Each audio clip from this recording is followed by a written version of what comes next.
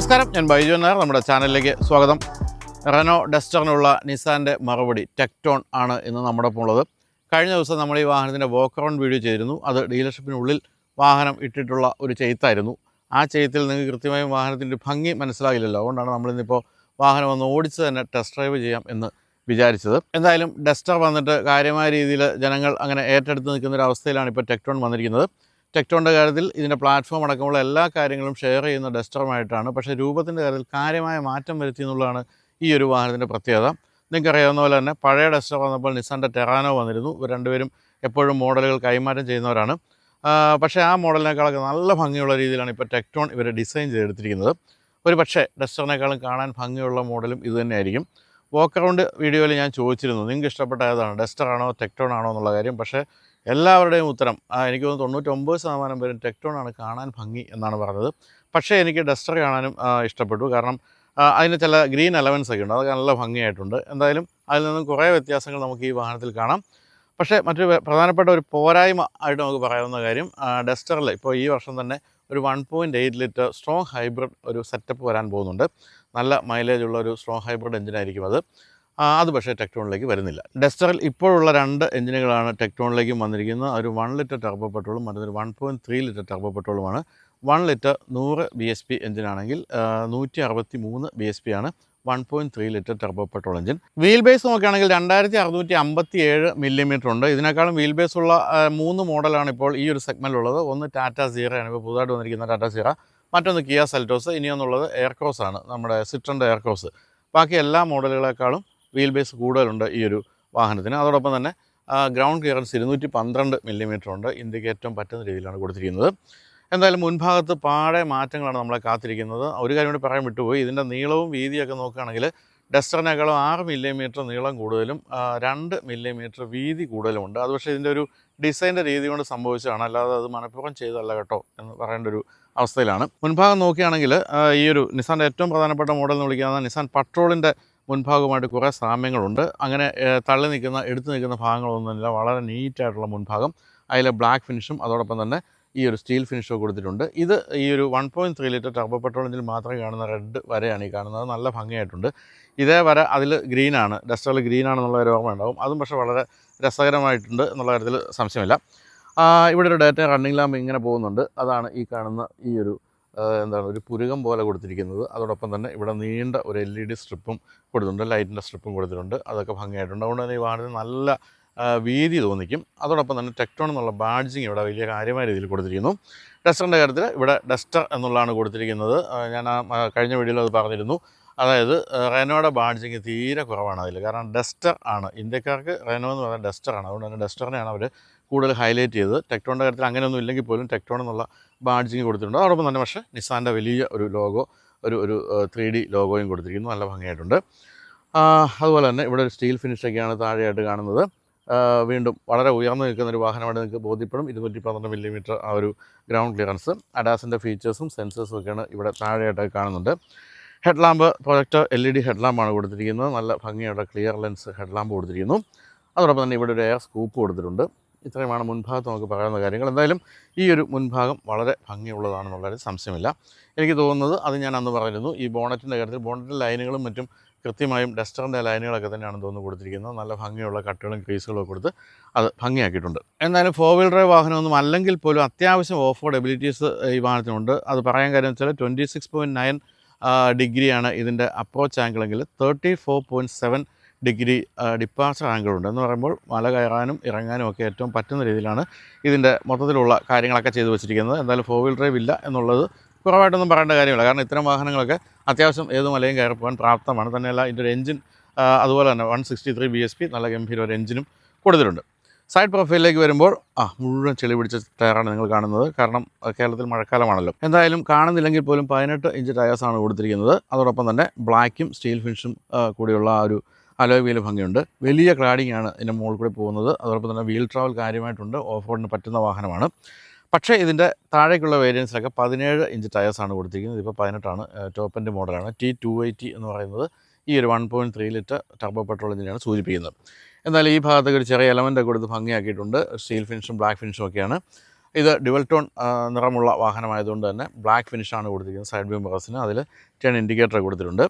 താഴെയായിട്ട് ആ ക്ലാഡിങ് നീളുന്നു. അതിൽ ഒരു സ്റ്റീൽ ഫിനിഷുള്ള ഭാഗവും നിസാൻ എന്നുള്ള ബാഡ്ജിങ്ങും അവിടെ കൊടുത്തിട്ടുണ്ട്. സാധാ മട്ടിലുള്ള ഡോർ ഹാൻഡിലൊക്കെയാണ് കൊടുത്തിരിക്കുന്നത്. അതോടൊപ്പം തന്നെ ഒരു റൂഫ് റെയിൽ കൊടുത്തിട്ടുണ്ട്. പക്ഷേ അത് ഉപയോഗിക്കാൻ പറ്റുന്നതാണെന്ന് തോന്നുന്നില്ല, വെയിറ്റ് താങ്ങുന്നതാകാനുള്ള സാധ്യതയില്ല. എന്നാൽ സൈഡ് പ്രൊഫൈലിൽ ഒരു പരിധി വരെ ഡസ്റ്ററിനെ ഓർപ്പിക്കുന്നുണ്ട്. എങ്കിലും ആ ഒരു സാദൃശ്യം പോലും മാക്സിമം ഒഴിവാക്കാൻ ശ്രമിച്ചിട്ടുണ്ടെന്നുള്ളൊരു സന്തോഷമുള്ള കാര്യമാണ്. ഇവിടെ ഒരു ബ്ലാക്ക് ഫിനിഷുള്ള ഭാഗം അങ്ങനെ തള്ളി നിൽക്കുന്നു. അത് ഒരു ഇൻ്റഗ്രേറ്റഡ് സ്പോയിലറാണ്. സൈഡ് പ്രൊഫൈൽ നല്ല ഭംഗിയുണ്ട്. അതോടൊപ്പം തന്നെ ചെറിയൊരു കോർണർ ഗ്ലാസും ഇവിടെ ഒരു ബ്ലാക്ക് ഫിനിഷൊക്കെ ആ ഒരു സി പില്ലറിലും കൊടുത്തിട്ടുണ്ട്.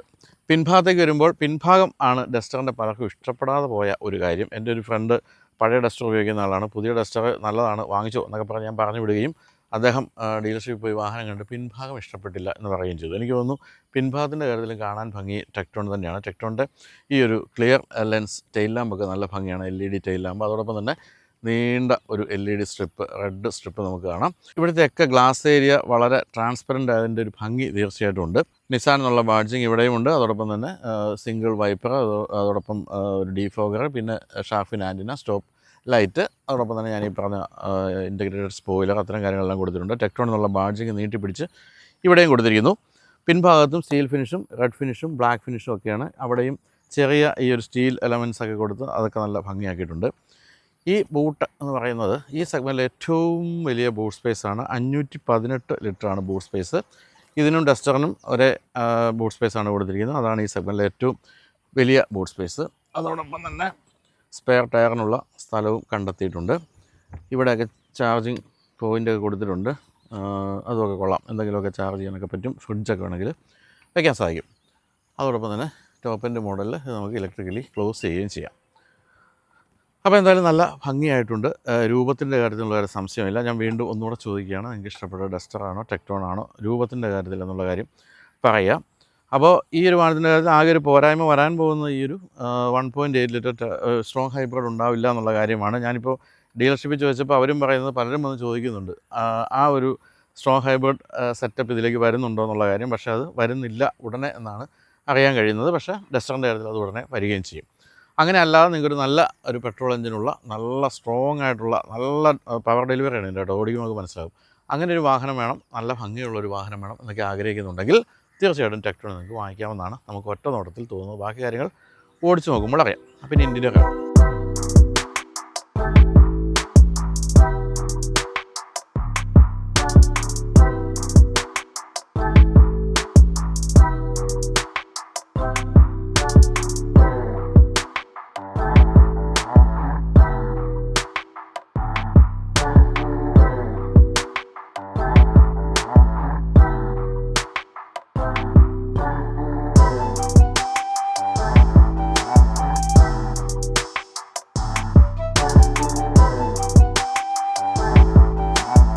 അപ്പോൾ ഇൻറ്റീരിയറും തികച്ചും വിഭിന്നമാക്കാൻ കമ്പനി ശ്രമിച്ചിട്ടുണ്ട്. അതായത് ഡസ്റ്ററിൽ നിന്ന് മാറ്റം വരുത്താൻ ശ്രമിച്ചിട്ടുണ്ട്. ഇൻറ്റീരിയർ കളേഴ്സൊക്കെ രസകരമാണ്. അപ്പോൾ ഈ കളർ ഏതാണെന്നുള്ളത് ഞാനും ശ്യാമും കൂടി കുറേ നേരം ആലോചിച്ചിട്ട് ഞങ്ങൾക്ക് കണ്ടുപിടിക്കാൻ പറ്റിയില്ല. അവസാനം ഞങ്ങൾ കണ്ടുപിടിച്ചത് നമ്മൾ തീപ്പെട്ടി ഉരയ്ക്കുന്ന സ്ഥലത്തുള്ള ആ ഒരു കളറിൽ അതാണെന്നാണ്. അപ്പോൾ ഈ കളറിൻ്റെ പേരറിയാവുന്നവർ കമൻറ്റ് ചെയ്യുക, അവർക്ക് ചായയും വടയും വാങ്ങിച്ചു തരുന്നതായിരിക്കും.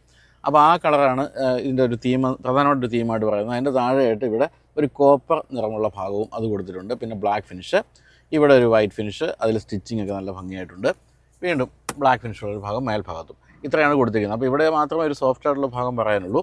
അതുപോലെ നല്ല മനോഹരമായ ലെതററ്റ് സീറ്റാണ് കൊടുത്തിരിക്കുന്നത്. അതിൽ 6 വേ അഡ്ജസ്റ്റബിൾ പവർ അഡ്ജസ്റ്റബിൾ സീറ്റുകളാണ് കൊടുത്തിരിക്കുന്നത്, ഇലക്ട്രിക്കലി അഡ്ജസ്റ്റബിൾ.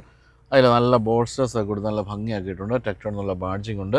ഇതിൻ്റെ ഈ നിറം മറ്റേ തീപ്പെട്ടി വരയ്ക്കുന്ന നിറമാണ് ഇവിടെയും കൊടുത്തിരിക്കുന്നത്. എന്തായാലും നല്ല തൈ സപ്പോർട്ടുണ്ട്, നല്ല സുഖമായിട്ടിരിക്കാം. അതുപോലെ തന്നെ മുൻഭാഗത്ത് വെന്റിലേറ്റഡ് സീറ്റുകളുമാണ് കൊടുത്തിരിക്കുന്നത്. അതിൻ്റെ സ്വിച്ച് നിങ്ങൾക്ക് ഇവിടെ കാണാൻ സാധിക്കും. പിന്നെ ഉള്ളത് പനോരമിക് സൺറൂഫ്, അത് അങ്ങേറ്റം വരെ നീളുന്ന ഗംഭീരമായ സൺറൂഫ് കൊടുത്തിരിക്കുന്നു.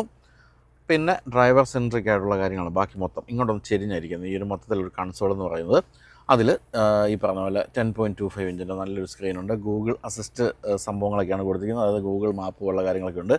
കൂടാതെ ഇതിനകത്ത് കിഡിലെ മ്യൂസിക് സിസ്റ്റം ഉണ്ട്. ഒരു 6 സ്പീക്കർ ആർക്കമസിൻ്റെ ഓഡിറ്റോറിയം 3D സൗണ്ട് എന്നൊക്കെ വിളിക്കുന്ന ഒരു സംഭവമാണത്. അത് നല്ല രസകരമായിട്ടുണ്ട്. ആപ്പിൾ കാർപ്ലേ, ആൻഡ്രോയിഡ് ഓട്ടോയും വയർലെസ് ആയിട്ട് കൊടുത്തിരിക്കുന്നു. പിന്നെ 360 ഡിഗ്രി ക്യാമറയുണ്ട്, ഗൂഗിൾ അസിസ്റ്റൻറ്റ് എല്ലാ കാര്യങ്ങളും അതിലുണ്ട്. ഗൂഗിൾ മാപ്പാണ് അതിൽ കൊടുത്തിരിക്കുന്നത്. നല്ല ക്ലാരിറ്റിയുള്ള നല്ല ഗംഭീരമായ ഒരു ഇൻ്റർഫേസൊക്കെയാണ് അതിൽ കൊടുത്തിരിക്കുന്നത്. ഇതിൽ നമുക്ക് air quality around view monitor, അതാണ് ഈ 360 ഡിഗ്രി എന്ന് പറയുന്ന സംഭവം. ഇതാണ് അതിൻ്റെ പല കാര്യങ്ങളും നമുക്കിതിൽ കാണാം. പിന്നെ തിരിച്ചു പോകുമ്പോൾ ഡ്രൈവർ അസിസ്റ്റൻസ്, അതായത് അഡാസിൻ്റെ ഫീച്ചേഴ്സിൻ്റെ പല കാര്യങ്ങളും നമുക്ക് ഓഫ് ചെയ്യാനും അത്തരം കാര്യങ്ങൾ, traction control, active braking, warning anticipation, അത്തരം കാര്യങ്ങളൊക്കെ വേണമെങ്കിൽ ഓഫ് ചെയ്യാം. ഡൈനാമിക് ചേസസ് എന്ന് പറയുന്ന സംഭവം, അതിൽ തന്നെ നമുക്ക് അതിലും 360 ഡിഗ്രി ഉപയോഗിച്ച് നമുക്ക് ആ ഒരു മലകളും മറ്റും കയറുമ്പോൾ നമുക്ക് പലതരത്തിൽ അഡ്ജസ്റ്റ് ചെയ്യാം. അതുപോലെ തന്നെ അതിൻ്റെ ഒരു ആംഗിളുകളും ഒക്കെയാണ് ഇപ്പോൾ ഈ കാണിക്കുന്നത്. ഇപ്പോൾ 0 ആംഗിളിലാണ് കിടക്കുന്നത്. ഇവിടെ ഒരു കോമ്പസ് അത് കൊടുത്തിരിക്കുന്നു. പിന്നെ മൈ ഡ്രൈവിംഗ് എത്രത്തോളം നന്നായിട്ട് നമ്മൾ ഓടിച്ചു എന്നുള്ളതിൻ്റെ ഒരു അഭിപ്രായമൊക്കെ കമ്പനിയിൽ നിന്ന് കിട്ടും. അതോടൊപ്പം തന്നെ മൈലേജ് ഇപ്പോൾ 8.4 km/ലിറ്ററാണ് ഇപ്പോൾ ഇതിൽ നമുക്ക് റിയൽ ടൈം കിട്ടിയിരിക്കുന്നത്. പക്ഷേ അത് കണക്കാക്കണ്ട, കാരണം നമ്മുടെ ഷൂട്ടിൻ്റെ രീതികൾ അങ്ങനെയാണ്. പിന്നെ വാഹനവുമായിട്ട് ബന്ധപ്പെട്ട കാര്യങ്ങൾ, അത്തരം കാര്യങ്ങളെല്ലാം തന്നെയുണ്ട്. എന്തായാലും നല്ല നല്ല ഭംഗിയുള്ള ഒരു രസകരമായ സ്ക്രീൻ തന്നെയാണ് അതിൽ കൊടുത്തിരിക്കുന്നത്. പിന്നെ ഇവിടെ ഒരു 7 ഇഞ്ചിൻ്റെ ഒരു ഡ്രൈവർ ഡിസ്പ്ലേ ആണ് അവിടെ കൊടുത്തിരിക്കുന്നത്. അതും നല്ല നല്ല ഭംഗിയായിട്ട് ഫുൾ ഒരു ബ്ലാക്ക് ഫിനിഷുള്ള ഭാഗത്ത് കൊടുത്തിരിക്കുന്നുണ്ടെങ്കിൽ ഇതെല്ലാം ഇങ്ങനെ തിരച്ച് നിൽക്കുന്നുണ്ട്. ഇതിൻ്റെയൊക്കെ ഒരു കളേഴ്സൊക്കെ നല്ല ഭംഗിയായിട്ട് നിൽക്കുന്നുണ്ട്. ഇവിടെ ഓട്ടോമാറ്റിക് ക്ലൈമറ്റ് കൺട്രോളിൻ്റെ സ്വിച്ചുകളൊക്കെയാണ്. അതെല്ലാം ഈ ഒരു ടോഗിൾ സ്വിച്ച് പോലെ കൊടുത്തിരിക്കുന്നു. ക്ലീൻ എയർ, അതായത് ഇതിന് എയർ പ്യൂരിഫയർ ഉണ്ട്. ഇത് ഡോർ ലോക്കിൻ്റെയാണ് ഈ സ്വിച്ച് കൊടുത്തിരിക്കുന്നത്. പിന്നെ ഇവിടെയായിട്ട് വയർലെസ് ചാർജിങ് പാഡുണ്ട്. അതോടൊപ്പം തന്നെ C ടൈപ്പ് 2 ചാർജർ, പിന്നെ ഇവിടെ ഒരു 12 വോൾട്ടിൻ്റെ വലിയ charger, engine start stop switch ഇവിടെ കൊടുത്തിരിക്കുന്നു. ഇവിടെ ഇലക്ട്രോണിക് പാർക്കിംഗ് ബ്രേക്കാണ് കൊടുത്തിരിക്കുന്നത്. അതൊക്കെ വളരെ സൗകര്യപ്രദമായ സ്ഥലത്താണ്. അതോടൊപ്പം തന്നെ ഗിയർ സെലക്ടർ ആണെങ്കിൽ നല്ല ഭംഗിയായിട്ട് ചെറിയൊരു സുനയാണ് കൊടുത്തിരിക്കുന്നത്. ഇവിടെ നമുക്ക് മൊബൈലൊക്കെ വേണമെങ്കിൽ വെക്കാം, അല്ലെങ്കിൽ അത് തുറന്നു കഴിഞ്ഞാൽ ഇവിടെ താഴെയായിട്ട് 2 കപ്പ് ഹോൾഡേഴ്സ് കൊടുത്തിരിക്കുന്നു. പിന്നെ ഇവിടെ നല്ലൊരു ആംറസ്റ്റും അതിന് താഴെയും ഒരു സ്റ്റോറേജ് സ്പേസ് കൊടുത്തിട്ടുണ്ട്. നമ്മൾ നേരത്തെ ആ ഡീലർഷിപ്പ് വെച്ചതിൻ്റെ എൻട്രി ലെവൽ മോഡൽ കണ്ടപ്പോൾ നിങ്ങൾക്ക് ഓർമ്മ ഉണ്ടാവും, ഇവിടെ ഈ ഒരു വലിയ കൺസോൾ കൊടുത്തിട്ടില്ല എന്നുള്ളതാണ് അതിൻ്റെ ഒരു പ്രത്യേകതയായിട്ട് പറയുന്നത്. പക്ഷേ ഇത് തന്നെയാണ് ഭംഗി, ഇത് തന്നെയാണ് പ്രീമിയം എന്ന് പറയുന്നു, ഇത് തന്നെയാണ്. പിന്നെ സ്റ്റിയറിംഗ് വീലിലേക്ക് വരുമ്പോൾ ആ കോപ്പർ ഫിനിഷും ബ്ലാക്ക് ഫിനിഷും ഒക്കെ ആവർത്തിച്ചിട്ടുണ്ട്. അതിൽ അതോടൊപ്പം തന്നെ വലിയ ലോഗോയുണ്ട്. പാഡൽ ഷിഫ്റ്റേഴ്സ് ഉണ്ട് എന്നുള്ളതാണ് മറ്റൊരു പ്രത്യേകത ഈ ഒരു വാഹനത്തിൽ, അതായത് ഈ ടോപ്പ് എൻഡ് മോഡലിൽ. അതോടൊപ്പം മറ്റൊരു കാര്യമുള്ള വയർലെസ് ടെലിഫോണിൻ്റെ ഒക്കെ സ്വിച്ചുകളാണ് ഇവിടെ കാണുന്നത്. ഇത് ക്രൂസ് കൺട്രോളിലാണെങ്കിൽ ഇവിടെയാണ് ഈ കാണുന്ന ലിവറാണ് ഇതിൻ്റെ വോളിയം കൺട്രോളും അതുപോലെ ഈ മ്യൂസിക് സിസ്റ്റമായിട്ട് ബന്ധപ്പെട്ട കാര്യങ്ങളെല്ലാം കൊടുത്തിരിക്കുന്നത്.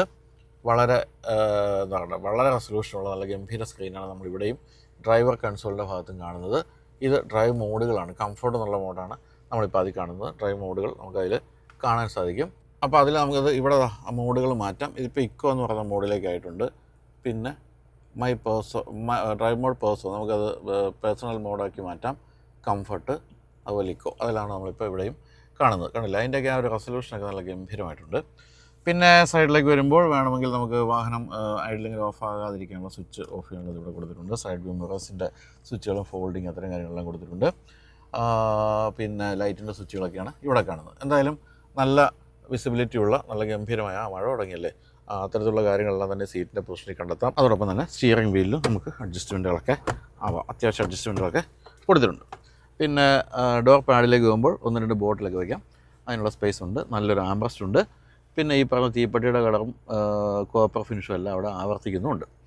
അപ്പോൾ ഇത്രയൊക്കെയാണ് മുൻഭാഗത്തിരിക്കുമ്പോൾ പറയാവുന്നത്. തീർച്ചയായിട്ടും എനിക്കും ഡസ്റ്ററിൻ്റെ ഇൻറ്റീരിയർ ഇഷ്ടമാണ് കേട്ടോ. ഇതിൻ്റെ ഇൻറ്റീരിയറും പക്ഷേ നല്ല ഭംഗിയായിട്ടുണ്ട്. ഒരു പ്രീമിയംനെസ്സും ഉണ്ട്. അതോടൊപ്പം തന്നെ നല്ലൊരു പ്ലസൻറ്റ് ഫീലും തീർച്ചയായിട്ടും തരുന്നുണ്ട്. അപ്പോൾ ഇനി പിൻഭാഗത്തിരിക്കാം. അപ്പോൾ ടെക്ടോണിൻ്റെ പിൻഭാഗത്തിരിക്കുമ്പോൾ പ്രധാനമായിട്ടും നമുക്ക് ശ്രദ്ധയിൽപ്പെടുന്നത്, ഞാൻ അത് കഴിഞ്ഞ വീഡിയോയിലും പറഞ്ഞിരുന്നു, ഈ തൈ സപ്പോർട്ട് അത് ഗംഭീരമായിട്ടുണ്ട്. നന്നായിട്ട് കാല് ചേർന്നിരിക്കുന്ന തൈ സപ്പോർട്ട് കൊടുത്തിട്ടുണ്ട്. വളരെ ഉയർന്ന സെൻറ്റർ ടണലൊന്നുമില്ല. 3 പേർക്ക് സൂമായിട്ടിരിക്കാൻ സാധിക്കും. നല്ലൊരു ആംബ്രസ്റ്റും കപ്പ് ഹോൾഡേഴ്സും മൊബൈൽ വയ്ക്കാവുന്ന ഒരു സ്പേസൊക്കെ ഇവിടെ കൊടുത്തിരിക്കുന്നു. പിൻഭാഗത്ത് AC വെൻ്റുണ്ട്. 2 C ടൈപ്പ് ചാർജറുണ്ട്. ഇതിപ്പോൾ ഈ സീറ്റ് മുന്നിലേക്കാണ് ഇട്ടിരിക്കുന്നത്. ഇതിൻ്റെ ഒരു ചാരുന്ന ഭാഗം മാത്രമാണ് പിന്നിലേക്കുള്ളത്. അതെങ്കിലും സുഖമായിട്ടിരിക്കാൻ സാധിക്കുന്നുണ്ട്. അതോടൊപ്പം തന്നെ ഇവിടെ നമ്മൾ പറയാൻ വിട്ടുപോയല്ലോ, ഈ ഒരു ഭാഗം എന്ന് പറയുന്നത് നടുവുതാങ്ങിയാണ്. നമുക്ക് നടുവിൽ ഒരു ചെറിയ സപ്പോർട്ട് കിട്ടാൻ വേണ്ടി ഇത് തിരിച്ചാൽ അത് കിട്ടും. അതൊക്കെ ഈ പറഞ്ഞ പോലെ പലപ്പോഴും ഇലക്ട്രിക്കലി ചെയ്യുന്ന കാര്യങ്ങൾ ഇതിലിങ്ങനെ കൊടുത്തിരിക്കുന്നതെന്ന് മാത്രമേ ഉള്ളൂ. വിൻഡോ ലൈനൊക്കെ ഒരു അല്പം ഉയർന്നാണ് നിൽക്കുന്നത്. അതുകൊണ്ട് തന്നെ നമ്മൾ ചെറിയ കുഴിയിരിക്കുന്ന പോലെ തോന്നിയേക്കാം. എങ്കിലും അത് വലിയ ബുദ്ധിമുട്ടുണ്ടാക്കുന്ന കാര്യമല്ല. എങ്കിലും ഈ ഒരു സൺറൂഫ് ഏറ്റവും പിന്നിൽ വരുന്നുണ്ട്. 3 ഹെഡ് റെസ്റ്റും കൊടുത്തിട്ടുണ്ട്. 3 പേർക്ക് ഇരിക്കാൻ തന്നെയാണ് ഉദ്ദേശിക്കുന്നത്. അവിടെ ഡോർ പാഡിൽ ഒരു ബോട്ടിലൊക്കെ വയ്ക്കാൻ ഉള്ള സ്ഥലമുണ്ട്. പിന്നെ വൈറ്റ് ഫിനിഷും എല്ലാം നല്ല ഭംഗിയായിട്ടുണ്ട്. എന്തായാലും പ്രീമിയം ലുക്ക് എന്ന് പറയുന്നത് തീർച്ചയായിട്ടും ഈ വാഹനത്തിനുണ്ട്. അത് സമ്മതിച്ചേ പറ്റൂ. അത് ആ രീതിയിലാണ് മാറ്റിയെടുത്തിരിക്കുന്നത്. നിങ്ങളുടെ കാര്യം മനസ്സിലാക്കുക, 10.49 lakhs ആ ഒരു വേരിയൻറ്റിൽ പോലും ഈ ഒരു പ്രീമിയം ലുക്ക് അല്ലെങ്കിൽ പ്രീമിയം നിലവാരം നിലനിർത്താൻ സാധിച്ചിട്ടുണ്ടെന്നുള്ളതാണ് ടെക്ട്രോണിൻ്റെ ഒരു വിജയം.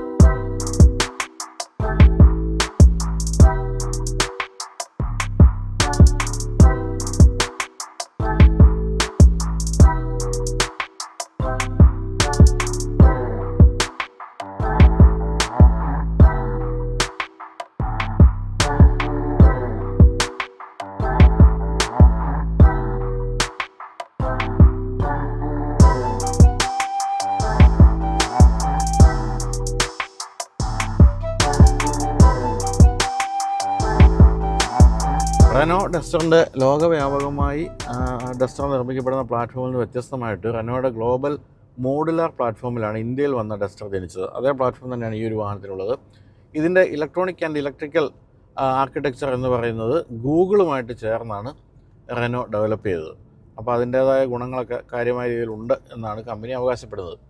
എന്തായാലും വളരെ സ്റ്റേബിളായിട്ടുള്ള നല്ല ഗംഭീരമായ പ്ലാറ്റ്ഫോമാണ്.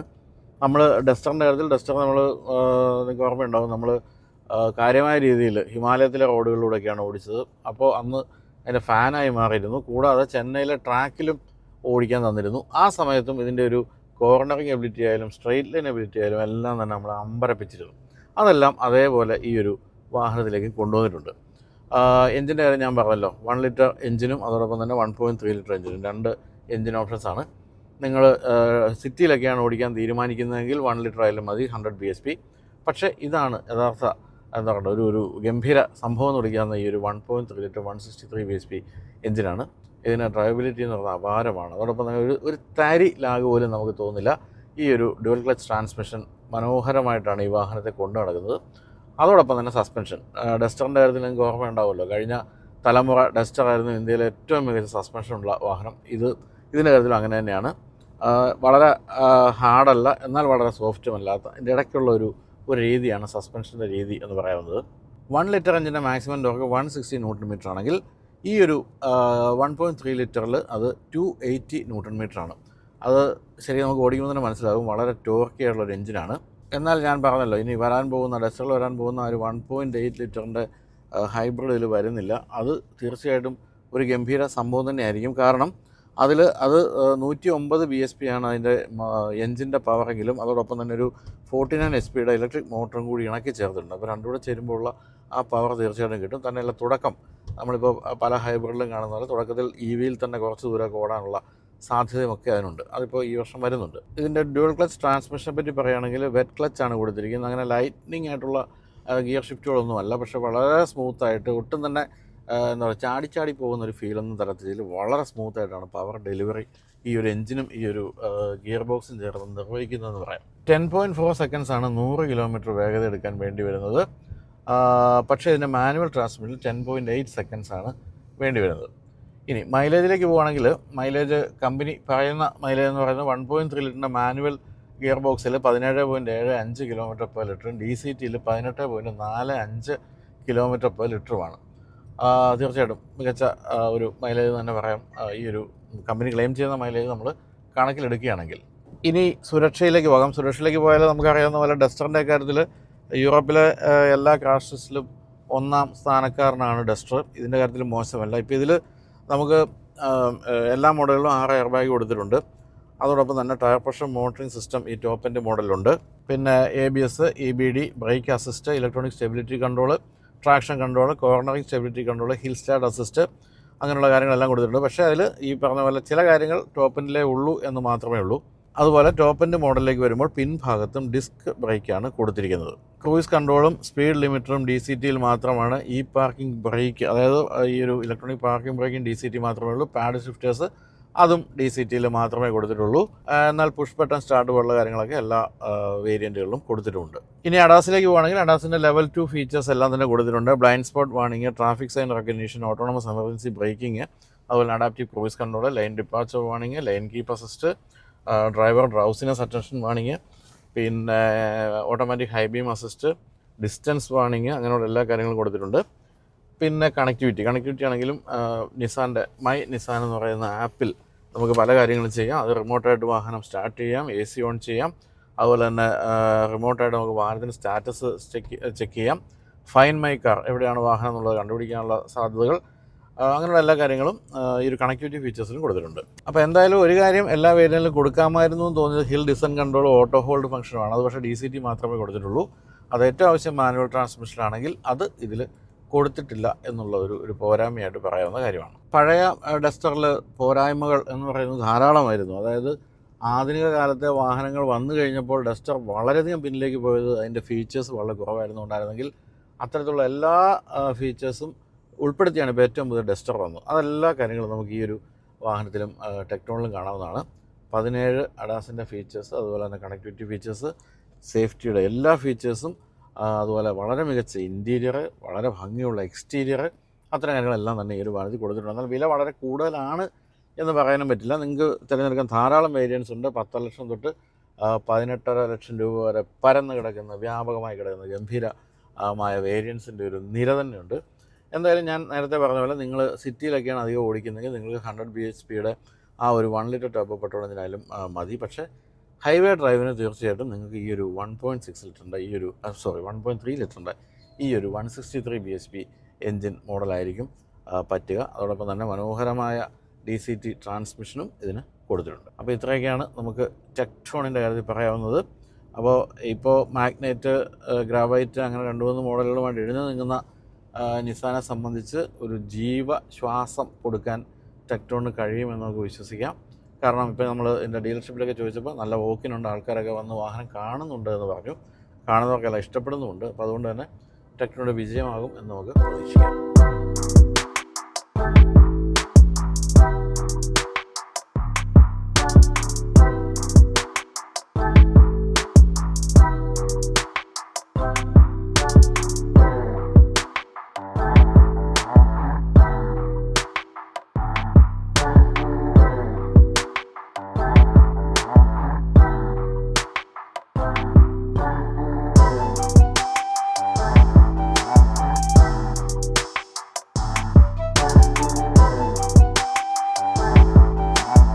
ടെക്ട്രോണിൻ്റെ വില നോക്കുകയാണെങ്കിൽ 10.49 ലാക്സിലാണ് ആരംഭിക്കുന്നത്. 18.59 ലാക്സിലാണ് അവസാനിക്കുന്നത്.